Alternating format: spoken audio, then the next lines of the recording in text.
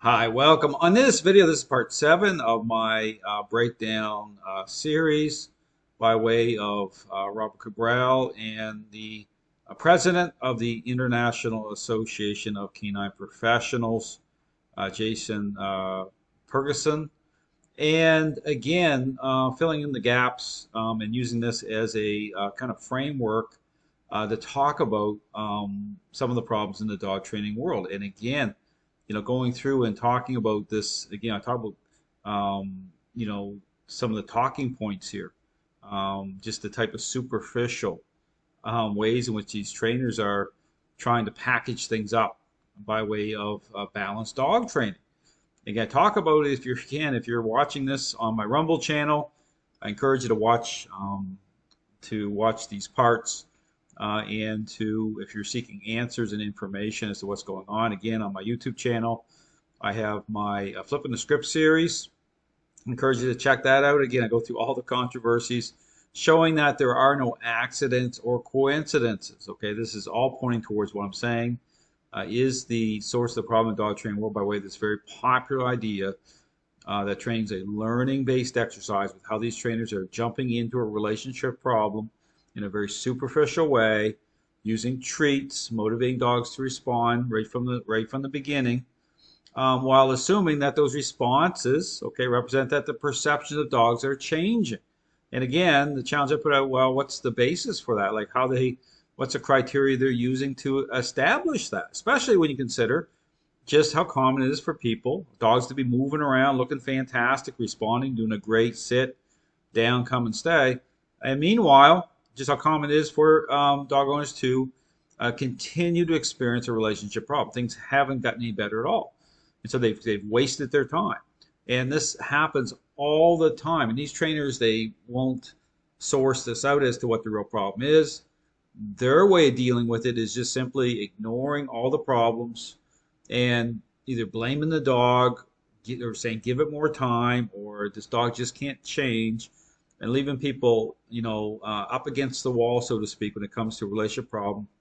Or, people love their dogs. They're not going to give up on their dogs, but they're stuck in a situation where they can't fix the problem. They can't, create or establish a better relationship with their dog. So I talk about this, what represents training. So, but when these trainers look at what I do and how I present training, at the same time, they have a tremendous problem with it. Okay, and it's no accident that balanced dog trainers have just as big of a problem with what I do as forest-free trainers for a reason. Okay, because they're following the same narrative. Okay, they're focused on the same superficial process, and so when you deal with, again, certain reactions of dogs, they can't reconcile reactions to the relationship.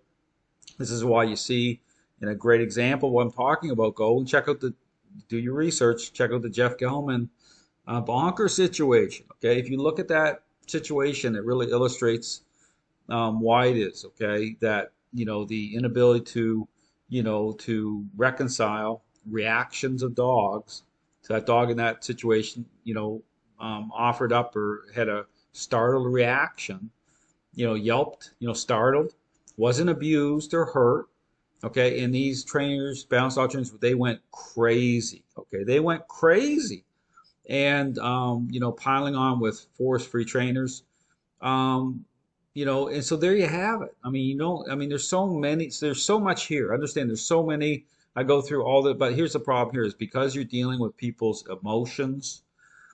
Many people have their identities tied up into this idea of things. Their emotions are all involved. So it's a mess. Okay, and then when you consider that the majority of trainers out there have, fallen into this trap, they're aligned with this ideology, including balanced dog trainers. Now you get a real problem. Okay, now you got the mess that you're seeing. But don't take my word for it. Look at the mess of dog training world. And that's the thing. These balanced dog trainers, and they'll come up against the information I'm put out, but at the same time, they won't even look at the mess. Okay, they won't confront the problems. They try to ignore them because understand they're part of the problem. Okay, so they're complicit. Okay, they're not going to audit and confront the problems. They're going to look at the information because it's not in their best interest. Okay, they're making money off of this, just like forestry trainers. So they're complicit. So this is an ethical, moral issue on top of everything else. So I talk about this. So understand this is a tough conversation to have. I understand that.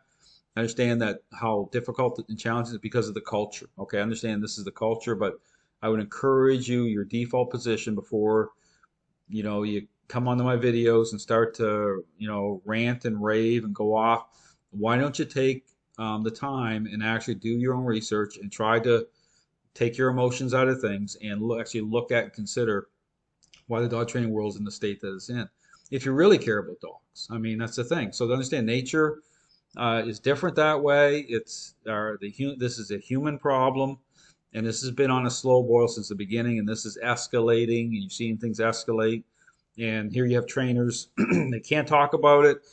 They'll go to these conferences, they'll pat each other on the back, they'll engage a whole bunch of virtue signaling with kind of picking the low hanging fruit in certain situations, and they'll have some wine, they'll have beer, they'll have a few laughs, but you won't hear them actually talk about the real issue because understand something here, they can't. Okay, once you identify, it doesn't matter whether it's a force-free balance, you're boxing yourself in. Okay, it means that you've signed the contract, you say this is what I agree to, and that's it.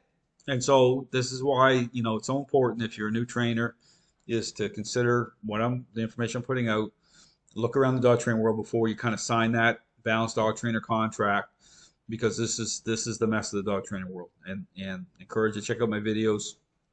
It's tough information, but here's the thing: I help dog owners all the time. Okay, I sit down with them, I explain things clearly, and typically they've already gone through they cycle through all of this stuff, and they're ready for help. So it's great when people are ready for help, but when you deal with the dog training, this is the thing to understand. When I deal with the dog training world, it's a whole different thing. Okay, so you'll see a lot of hard hitting content I put out for a reason because all these trainers are sold out to this stuff. It's ideological. It's their identity. They're not. A lot of these trainers are not coming back. Okay, understand? This isn't. So I put out information. My focus is on dog owners, those who are interested. New trainers or those who haven't signed the contract yet. I encourage you to take a look around dog training world because understand something here. It doesn't matter if I go away tomorrow and leave the dog training world. This is going to get worse and worse and worse. It doesn't matter. People can get as mad as they want over the information I'm putting out. It's solid, okay? It's the truth. And these trainers have thrown the truth out in the street at the beginning as individuals because they just took a hold of this information and they ran with it. They thought this is solid. This is, science, right? You hear Robert Cabral, the science of dog training doesn't belong, science doesn't belong in dog training. The total contradiction. There's so much stuff here that anybody can go through it. You don't have to be a rocket scientist to figure this stuff out. You don't even have to own a dog to figure this out. It's a disgrace. And so this is why, again, I'm getting more as I move forward. I'm getting more focused on helping those who are looking for answers. I put a video that about double-minded people, about people who are turned over to this stuff, who are jumping all over the place. I'm talking about the dog training community, these trainers, their followers in particular, that come onto my site. They'll leave some messages. It's all garbage. They're jumping all over, and then these are the people who say that they don't understand. Understand that these are the ones that will complain that they don't understand the information I'm putting out. These are the wiffle wafflers, the double-minded, the fence riders. They're all over these. They hang out with these trainers, and they give them positive information. And all the confusion. Okay, they're tied into all the confusion, identity crisis stuff, and they come over. And well, no wonder you can't figure it out because there's no wiggle room here. I make it very clear. It's this is what a process is. It's not a learning-based exercise. So there it is. So you can't. There's no middle ground here. Okay, there's no fence ride. So I put out a video saying fence riders move on. Don't move on and you'll stay in your confusion. But I don't want to waste my time with people. I want to focus on people who actually are looking for answers, and those are the people I enjoy interacting with and talking to. And there's lots of great people out there, but the dog training world is a complete train wreck. And so if you want people just to tell you what you want to hear, this isn't the site or system for you. If you want to be on that journey where you want to really appreciate dogs for the amazing animals that they are, you want to go deeper, you want to connect at a level that is meaningful, this system's for you. Okay, so that's my encouragement. But I'm going to tell it the way it is. So, but my goal here isn't to hover on particular people. So I understand with Cabral and this other individual, I'm using this as a discussion framework. So this isn't just that you won't hear me go personal attacks or cheap shots. And I understand a lot of trainers out there, these balanced dog trainers, like get absolutely nasty. Okay, I've read some of the stuff that these trainers have written. Unbelievable how nasty these individuals get and are at a personal level. How personal these trainers get when challenged. So that's not who I am. But at the same time, I'm putting out information. So let's play some more of this as I go through the talking points in this conversation. I'm seeing, and I mean, I'm looking to you because IACP, I think, is such an important organization. Contacted me years ago to speak. I was like, I got this from my grandpa, and now he's... Yeah, I mean, there's no question about it. I would love to be a great part of this organization because it's the only thing left. There's an organization in Europe that's called Canine. So here's saying, like, this is the only thing left, right? This organization is the only thing left. And, it represents like balanced dog training, okay? And I talk about this too. You look at these remote collar companies, okay, and they're losing their tools, but they're affiliated with balanced dog trainers. So understand the typical idea of things all ties into the balanced training. And so, but when you do that, you're compromised. Okay, understand you've opened that door up to be challenged and to lose your tools. And so I talk about the role of tools, but aligning with a process that lines up properly. Okay, see, this is the problem. So if you align yourself with a process that's superficial, that does not reconcile, what influence represents, you're going to take a hit. Okay, you're not going to be able to withstand the challenge. And this is what's happening in the dog training world with these balanced dog trainers, and with companies that align with them. So you just mark my words, because you're in conflict. You're in conflict with nature. You're in conflict with the reality of what this process represents. So when you understand what this process itself ideologically, okay, how it frames up, what it represents, you start to understand why all the problems are happening. Okay, understand you have to apply critical thinking here. Critical thinking is absolutely gone in the dog training world. And a lot of these trainers, they traded away their critical thinking when they went into all these trainers, when they went into the dog training world and just took a hold of this idea. Because what they've done is they say, well, they looked around and say, whether it doesn't matter. They may start off at the force-free side of things and gone, into on the balance side, or vice versa, or whatever. It's the same thing, basically. It's this idea that trains a learning-based exercise. It's the way in which these trainers are jumping in. It's the engagement of this. Is they haven't even come to understand that, okay, what is, a training? What is a process? You have to take it to a level if it's what I define, it's a relationship problem, which makes sense. You're dealing with behavioral issues. Do you honestly believe can you even reconcile, frame it up as a learning-based exercise from that point forward?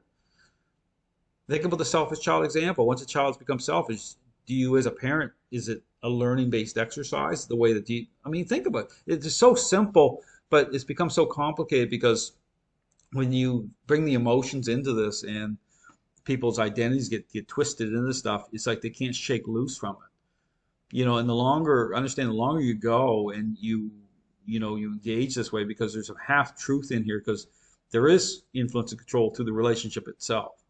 Now, I talk about this very tricky dynamic here that trainers aren't even considering, based on their own personality type, based on the relationship itself, based on influence and control being brought in. Of course, you have to bring the need of the dog in, that matters too, but they're not breaking anything down that way anyway.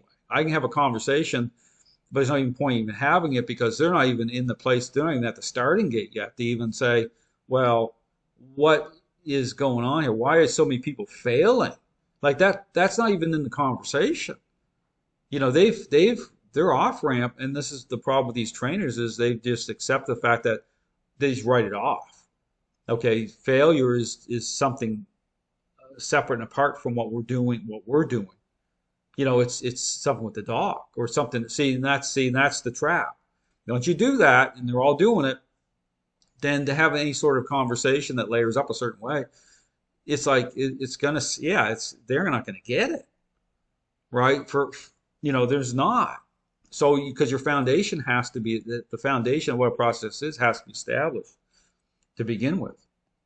United Sports, and they're doing the same thing, but not as structured as IACP, where there's a formal membership, and you guys have, we have conferences and all that stuff. Let's talk about the benefit of somebody just starting out. I got a guy I'm kind of mentoring a little bit. His name's Connor. I think somebody like Connor should join IACP. We'll stop here. So here's the thing. It doesn't matter whether it's any organization out there. So I'm not going to pick on any particular organization, but I'm saying any association that aligns with this idea that training's a learning-based exercise. Okay, you're not going to find your answers. Okay, this is the credentialing part here. I mean, this is the culture of training.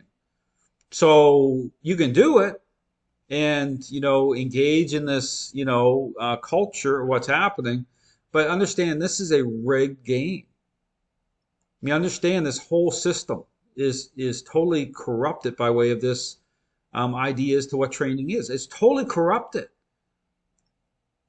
So I'll just put that out there. So, if you accept what I'm saying, okay, and it's the truth, okay, this is a complete system. Okay, this system, I asked the questions years ago. So, but if you go to, and this is why I say there's no middle ground here. If you accept what I'm saying, you're in conflict with all this. Okay, I mean, you're in conflict with all of it.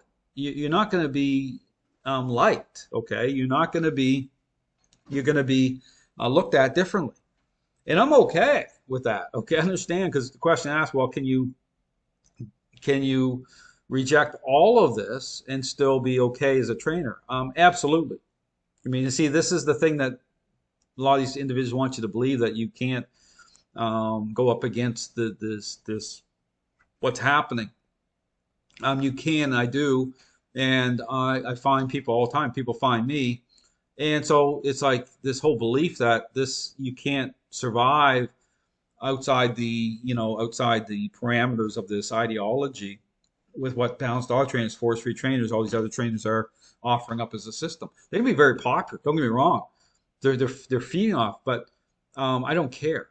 To me, what should be, at front and center, what should be driving anybody ethically and morally is like, what's the truth here? Like, that's my encouragement to people, is like, don't buy into this stuff. Yes, it's going to be challenging, but trust me, as this keeps getting worse and worse and worse, the whole thing's sinking. Okay, so rather be standing on your own 2 feet at the end, regardless of what happens, based on the truth, than to be sinking down with this stuff and be compromised and to trade away your ethics and morals. I mean, that's, to me, this is what's happening. So these trainers get on social media, they can say whatever they want. I know the real deal here, because it's impossible to reconcile anything they say about caring about dogs when they're marketing this ideology, because I understand how what this does, how it sets up a counterfeit picture for so many dogs and owners, where they end up. I mean, that's the truth.